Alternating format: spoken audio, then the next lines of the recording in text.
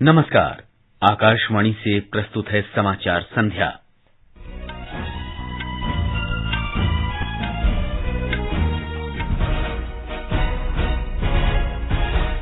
कृषि मंत्री नरेंद्र सिंह तोमर ने छात्रों और युवाओं से कृषि को अधिक लाभदायक और गांवों को अधिक समृद्ध बनाने में योगदान का आह्वान किया। केंद्रीय मंत्री परषोत्तम रूपाला ने गुजरात में हजीरा बंदरगाह से सागर परिक्रमा के तीसरे चरण की शुरुआत की। इसका उद्देश्य मछुआरों की समस्याओं का समाधान करना। भारतीय रेलवे ने रेलगाड़ी के पटरी से उतरने और इसी तरह की अन्य दुर्घटनाओं से बचाव के लिए 1 महीने का सघन संरक्षा अभियान शुरू किया। बांग्लादेश ने भारत से 300 डबल डेकर इलेक्ट्रिक बसें खरीदने की घोषणा की। दिल्ली में दूसरे क्रिकेट टेस्ट में भारत ने ऑस्ट्रेलिया को 6 विकेट से हराकर बॉर्डर गावस्कर ट्रॉफी बरकरार रखी और कोलकाता में सौराष्ट्र ने बंगाल को 9 विकेट से पराजित कर रणजी ट्रॉफी जीती। समाचार संध्या के साथ मैं मुकेश कुमार। केंद्रीय कृषि और किसान कल्याण मंत्री नरेंद्र सिंह तोमर ने कहा है कि सरकार कृषि क्षेत्र की बेहतरी के लिए लगातार कार्य कर रही है। श्री तोमर ने आज जयपुर के चौधरी चरण सिंह राष्ट्रीय कृषि विपणन संस्थान के चौथे दीक्षांत समारोह को संबोधित किया। श्री तोमर ने कृषि को अधिक लाभदायक और गांवों को समृद्ध बनाने के लिए विद्यार्थियों तथा युवाओं से योगदान देने की अपील की। हमारी सबसे पहली प्राथमिकता है कृषि का क्षेत्र मुनाफे का क्षेत्र बने, आजीविका उपलब्ध कराने वाला क्षेत्र बने, कृषि के क्षेत्र में नई पीढ़ी का आकर्षण बढ़े, कृषि के क्षेत्र में जो लागत है वो कम हो, कृषि उत्पाद का किसान को वाजिब दाम मिले। ये तमाम सारी चुनौतियां हैं जिन चुनौतियों का समाधान करने के लिए टेक्नोलॉजी का उपयोग करते हुए केंद्र सरकार और राज्य सरकार सफलतम प्रयत्न की ओर बढ़ रही है। श्री तोमर ने कहा कि सरकार ने स्टार्टअप्स को लगातार प्रोत्साहित किया है। उन्होंने कहा कि भारत में वर्ष 2014 में केवल 32 स्टार्टअप्स थे और अब इनकी संख्या 10,000 से अधिक हो गई है। उन्होंने कहा कि केवल कृषि स्टार्टअप्स की संख्या 2,000 से अधिक है। कृषि मंत्री ने कहा कि वैज्ञानिकों और किसानों के प्रयास और सरकार की किसान हितैषी नीतियों से कृषि क्षेत्र में अभूतपूर्व प्रगति हुई है। उन्होंने कहा कि खाद्यान्न को लेकर दुनिया की उम्मीदें भारत से बढ़ गई हैं। श्री तोमर ने कृषि नवाचार इंक्यूबेशन केंद्र का भी उद्घाटन किया। केंद्रीय कृषि राज्य मंत्री कैलाश चौधरी ने भी कार्यक्रम को संबोधित किया। केंद्रीय ग्रामीण विकास मंत्री गिरिराज सिंह ने कहा है कि नरेंद्र मोदी सरकार में मनरेगा का बजट प्रतिवर्ष बढ़ रहा है। कांग्रेस नेता राहुल गांधी के आरोपों को खारिज करते हुए उन्होंने कहा कि मनरेगा के अंतर्गत यूपीए सरकार से अधिक आवंटन होता रहा है। श्री गिरिराज सिंह ने आज नोएडा में सरस मेले में संवाददाताओं से बातचीत में कहा कि श्री राहुल गांधी को कोई भी गंभीर आरोप लगाने से पहले तथ्यों को ठीक तरह से जांच लेना चाहिए। सागर परिक्रमा का तीसरा चरण आज सूरत के हजीरा बंदरगाह से शुरू हुआ। केंद्रीय मछली पालन मंत्री परषोत्तम रूपाला ने मछुआरों की समस्याओं का समाधान करने के लिए इस परिक्रमा की शुरुआत की है। श्री रूपाला ने सूरत में कहा कि ग्रामीण और समुद्री अर्थव्यवस्था में मछली पालन की उपयोगिता को ध्यान में रखते हुए केंद्र सरकार ने इस क्षेत्र के विकास को सर्वोच्च प्राथमिकता दी है।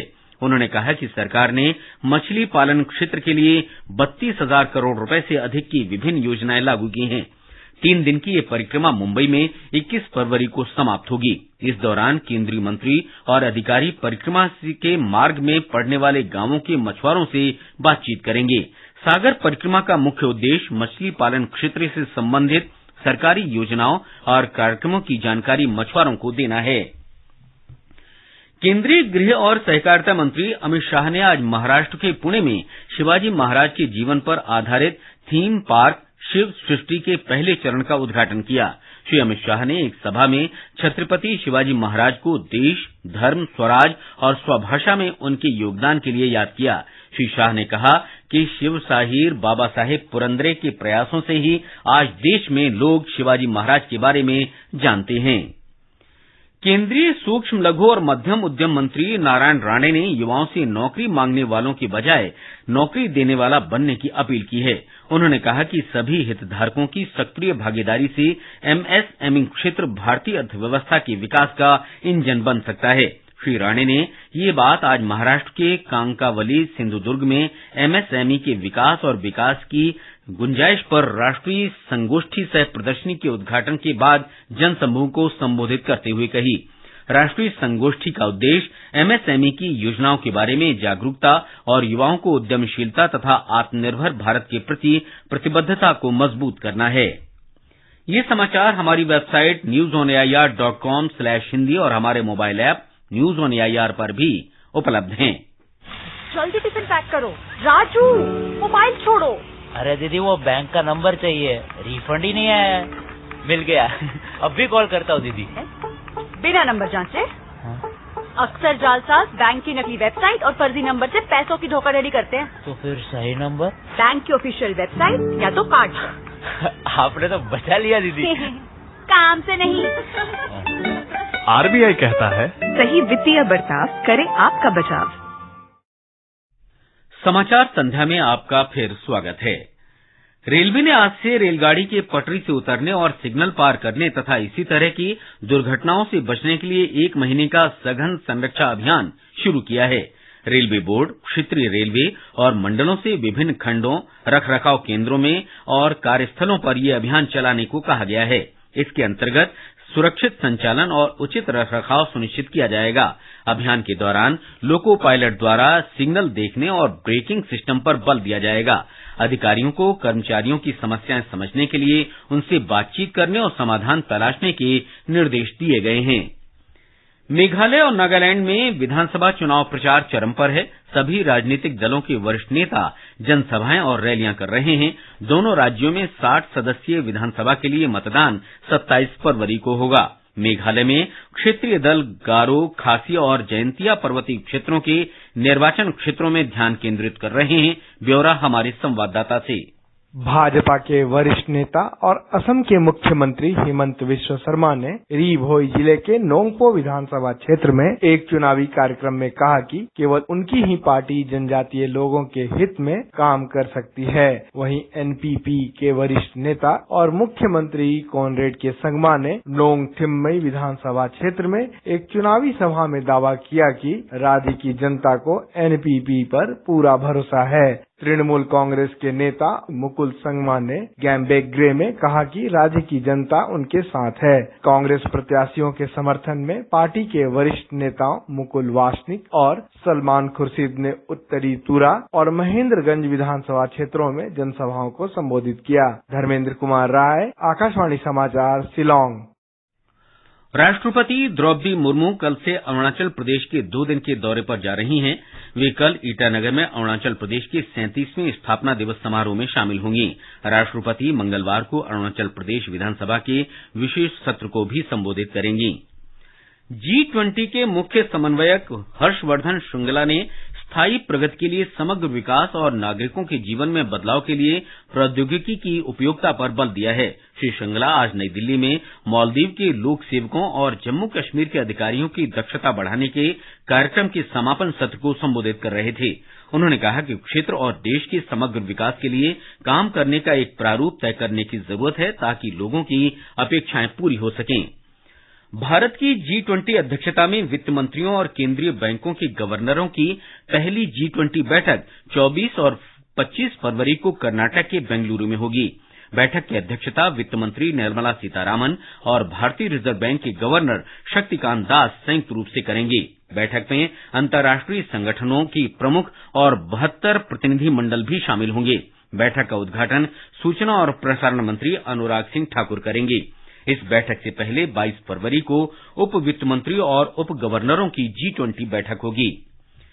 केंद्रीय वित्त मंत्री निर्मला सीतारामन कल जयपुर में एक चर्चा में शामिल होंगी। ये कार्यक्रम बजट के बाद की बैठक श्रृंखला के अंतर्गत आयोजित किया जा रहा है। बैठक के दौरान श्रीमती सीतारामन विभिन्न हितधारकों के साथ संवाद करेंगी और संवाददाता सम्मेलन को संबोधित करेंगी।